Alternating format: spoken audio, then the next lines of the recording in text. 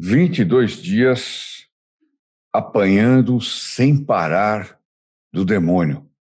Claro, foi o Padre Pio. Olá, amigos e amigas da Associação Girafida, meu nome é Odair Gutierrez e este é o programa Padre Pio.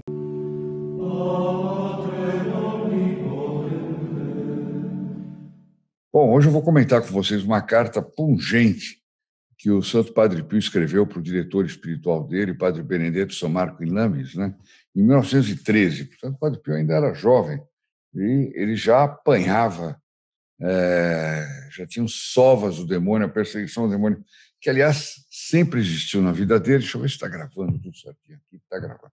Tá bom.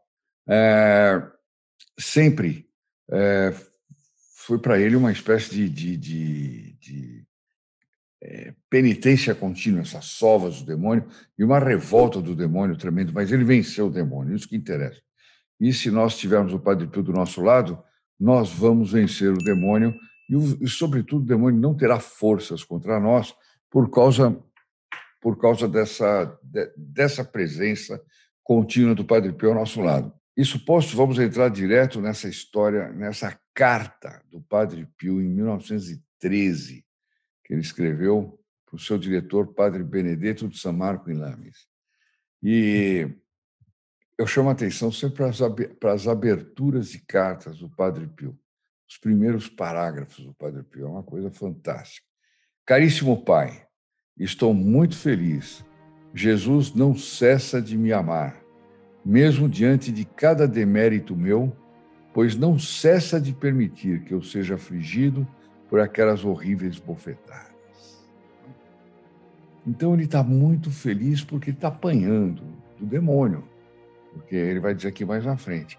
A gente vê que é uma carta que é uma continuação de uma conversa dele com o Padre Benedetto, de modo que ele se refere a algumas coisas aqui que a gente não tem o pressuposto para entender direito. Bom, então, estou muito feliz, Jesus não cessa de me amar. Alguém diria assim, eu estou muito feliz, hoje recebi uma doença mortal, Jesus não cessa de me amar. Nossa, e amanhã recebi outra, Jesus não cessa de me amar. Tem que ser santo para ter essa postura, né? Tem que ter o primeiro mandamento cumprido até as suas radicalidades últimas. Ele continua, há 22 dias contínuos, Jesus permite que eles, os demônios, desafoguem sua ira sobre mim. O meu corpo, meu Pai, está todo machucado pelas muitas surras que levou até agora das mãos dos nossos inimigos. Ele apanhava mesmo, ele era espancado, ele só não morria porque Deus não permitia, não dava força para não morrer. Mais uma vez, eles se uniram para tirar-me até mesmo a camisa e me surrar em tal estado. Quer dizer, os demônios arrancavam o hábito dele, etc. Agora, diga-me, não foi talvez Jesus quem me ajudou nesses tão tristes momentos em que, privado de tudo, os demônios procuram destruir-me e perder-me?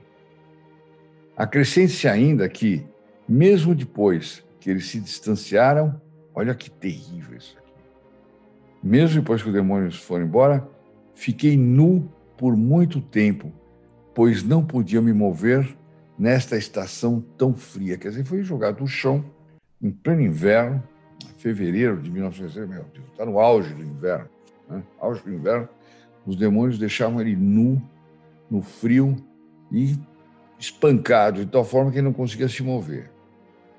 Quantas desgraças teriam recaído sobre mim se o nosso dulcíssimo Jesus não me tivesse ajudado? Ele não fica revoltado, né? Ele diz, quanto teria sido pior se o nosso dulcíssimo Jesus não tivesse me ajudado, ou seja, não deixou ele morrer, né? Falar assim depois de 22 dias de pancadaria não é brincadeira, não. Ignoro o que acontecerá comigo. Sei somente uma coisa com certeza, que o Senhor não faltará em suas promessas. Aí ele abre aspas e diz, não temas, eu te farei sofrer, mas também te darei a força. Fecha aspas, Jesus repete para mim. Quer dizer, então, o Senhor Jesus Cristo dizia para ele, não temas, eu te farei sofrer, mas também te darei a força. O que equivale, não é Você vai sofrer, vai morrer e vai para o céu. Não, você vai sofrer e não vai morrer. E continua nosso Senhor Jesus Cristo. Desejo que a tua alma, com cotidiano e oculto martírio, ninguém sabia que ele levava essas sofas, a não ser o diretor espiritual, portanto era um martírio cotidiano e oculto. As pessoas oravam o Padre Pio sorridente, o Padre Pio bem-humorado, o Padre Pio atendendo as pessoas. Ele já tinha apanhado aquela noite inteira. Coisa tremenda. Algo disso aparece naquele filme do Padre Pio da televisão italiana, mas não aparece com essa agudeza de detalhes, não. Então, Nosso Senhor continua: desejo que a tua alma, com cotidiano e oculto martírio, seja purificada e provada. Não te assustes se eu permito que o demônio te atormente, que o mundo te repugne, que as pessoas a ti mais caras te aflijam, pois nada preponderará contra aqueles que gemem sobre a cruz pelo meu amor e que eu me esforço para proteger. Olha só, tremendo, né? Quer dizer, Nosso Senhor já diz, o mundo vai te repugnar, como aconteceu, né, durante o tempo que ele foi perseguido e tudo, inclusive pelo Santo Ofício, né? Várias pessoas que ele gostava muito afligiam a alma dele, porque ele percebia pessoas que estavam se perdendo, às vezes não cumpriam, se afastavam da igreja. É tremendo, ele sofria demais. Ele recuperava muitas dessas pessoas, mas ele sofria, afligia, né? Então, Nosso Senhor diz, não, mas fique tranquilo, porque os que gemem sobre a cruz, pelo meu amor, eu me esforço para proteger. Quantas vezes, me disse Jesus há pouco, me terias abandonado, meu filho, se eu não te tivesse crucificado? Para cada um, Deus tem uma via, né? Você vai dizer, bom, mas eu não estou sendo crucificado, então Deus me abandonou. Não, também não é por aí. Cada um tem uma via, cada um tem um chamado. A gente pega, por exemplo, Dom Orione, que nós vimos outro dia. O chamado dele não era o mesmo do Padre Pio, embora eles fossem contemporâneos. Mas ele tinha todo um chamado para a vida de caridade, para a vida de acolhida, etc., etc., que não era o esquema de confessionário, as chagas, etc. Quer dizer, para cada Deus tem uma via. O que se trata de ser fiel a essa via, isso que é interessante, isso que é importante. Eu sendo fiel ao que Deus me pede, a minha salvação está garantida. Ah, mas Deus para você te pede muito pouco, mas é o que Ele me pede. E ai de mim, se nem esse pouco eu der, ai de mim. Sob a cruz, Nosso Senhor ainda continua dizendo, aprende-se, sob a cruz, aprende-se a amar. Eu não a dou a todos, era o que a gente está falando aqui agora, mas somente as almas que me são mais queridas. Teve tem um caso, se eu não me engano, com o Leão XIII, que viveu muito tempo, e um bispo que já está muito velhinho foi fazer a visita de límina para ele, e não sei se foi com o Leão XIII, alguém pode me corrigir isso aí nos comentários. E às tantas, ele que estava muito, muito velhinho, etc., e disse para Leão XIII, santidade, talvez seja a última vez que eu vejo, etc. Então, Leão XIII teria dito para ele assim, mas o senhor está muito doente? Por causa que ele estava velho. E um outro disse para ele também, olha, eu, graças a Deus, tenho uma saúde de ferro, não acontece nada comigo, tudo corre bem. E o Papa teria respondido para ele, então você não tem a marca dos predestinados. Então quem está levando a vida na maciota aí, está tudo bem, né? Começa a se perguntar para o nosso Senhor Jesus Cristo, será que eu sou querido de vós? Eu não recebo cruz nenhuma. Se bem que é difícil que ninguém receba cruz nenhuma.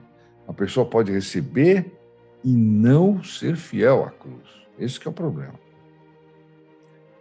Graças, pois, agora volta o Padre Pio dizendo na carta, Graças, pois, rendo ao Senhor pelas muitas orações que fez ao Senhor. Quer dizer, o Senhor, Padre Benedetto, né? Pelas orações que faz ao nosso Senhor Jesus Cristo. Eu prometo a mim que, quando estiver com ele, defenderei a sua causa. Quer dizer, ele está dizendo, olha, quando eu encontrar com o nosso Senhor Jesus Cristo de novo, quando eu estiver com ele, né? Mas esse estiver pode ser também durante uma Santa Missa, durante a comunhão, né? A transubstanciação, pode ser. Jesus é bom, não poderá resistir aos meus clamores, embora estes sejam sempre fracos. Nunca me esqueci de recomendar a Jesus aquelas duas almas. Aquele se refere a duas pessoas que ele e o Padre Benedetto conhecem, né? Mas que ele não cita aqui. Nunca me esqueci de recomendar a Jesus aquelas duas almas. Reassegure-as disso. Peço-lhe que, para que fiquem tranquilas, Jesus requer delas um pouco mais de abandono e de confiança nele. Então é este o problema, né? Jesus quer mais abandono. Eu quero me abandonar nos braços do nosso Senhor Jesus Cristo, né? Nos braços de Nossa Senhora, né? E nós devemos ter muita confiança nele. Ele não vai nos abandonar. Não tem perigo. Deus seria perverso se ele nos criasse para nos abandonar.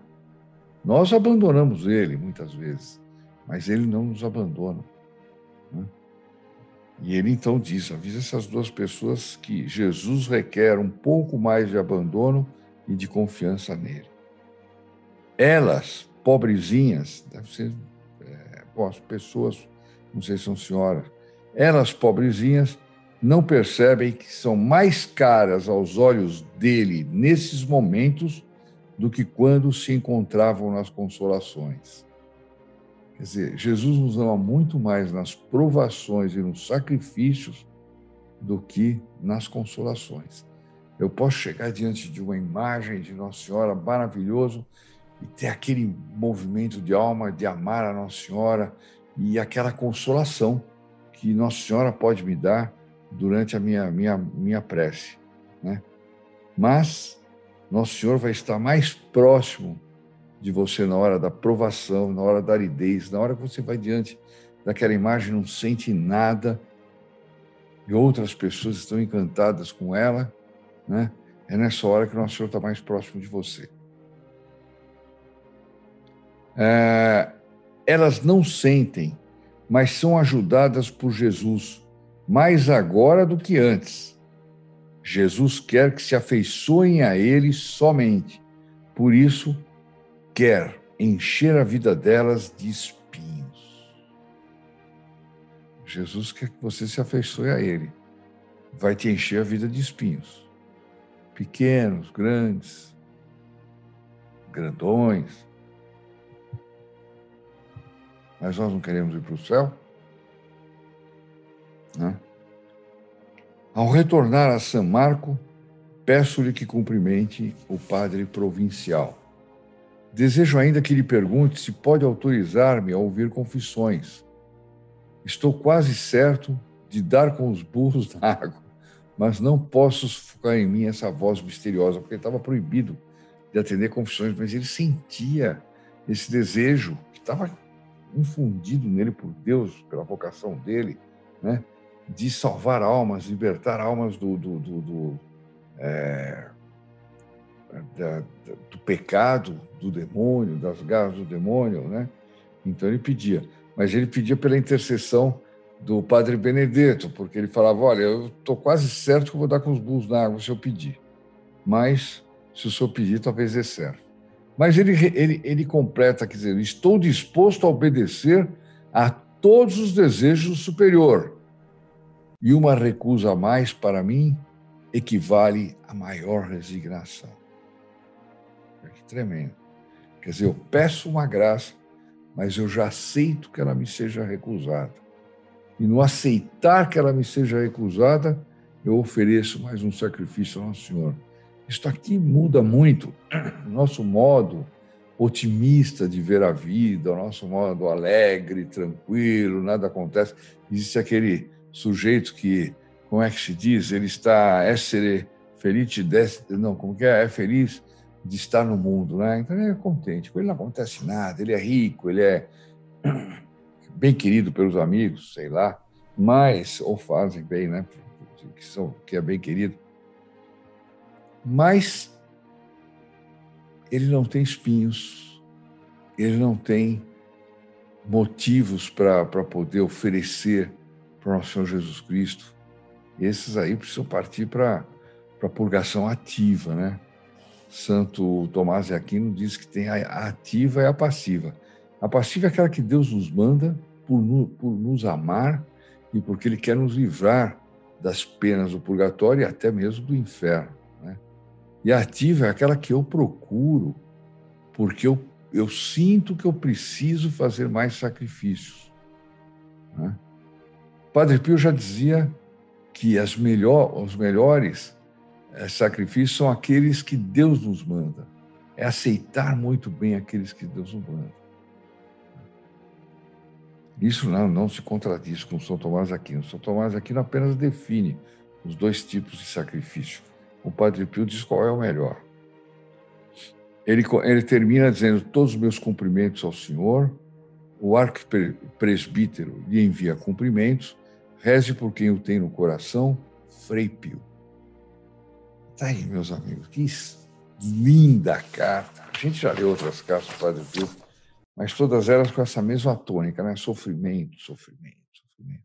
Consolos, alegria, resignação, apoio de Deus, sentindo Deus apoiando a ele, mas apanhando. E às vezes, como nós vimos no começo, 22 dias de surras do demônio. E, no entanto, ele dizia: como o Senhor é bom comigo. Existe um caso de Santa Lidivina, que eu creio que eu já contei para vocês aqui, acho que ela era da Suécia, e que ela era muito doente, e ela sofria demais, né? E apareceram na cabeça dela 2 chagas, né? E chamaram o médico, cara, 2 chagas que sangravam, etc. E aí o médico chegou e falou: a senhora está com 2 chagas graves, uma de cada lado. Ela disse: que pena que não são 3, porque eu honraria a Santíssima Trindade. Não é para qualquer um. Tem que ter o porte de um Padre Pio para dizer isso. Meus amigos, eu deixo vocês com a Ave Maria, um por todos, todos por um, né?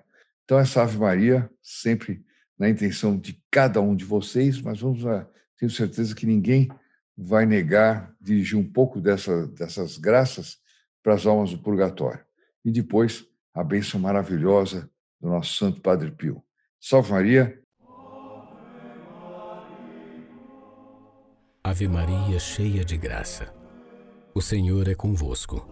Bendita sois vós entre as mulheres, e bendito é o fruto do vosso ventre, Jesus. Santa Maria, Mãe de Deus, rogai por nós, pecadores, agora e na hora da nossa morte. Amém. In nome del Padre, del Figlio e del Spirito Santo, così sia. Se lodato Gesù e Maria, e buona giornata a tutti.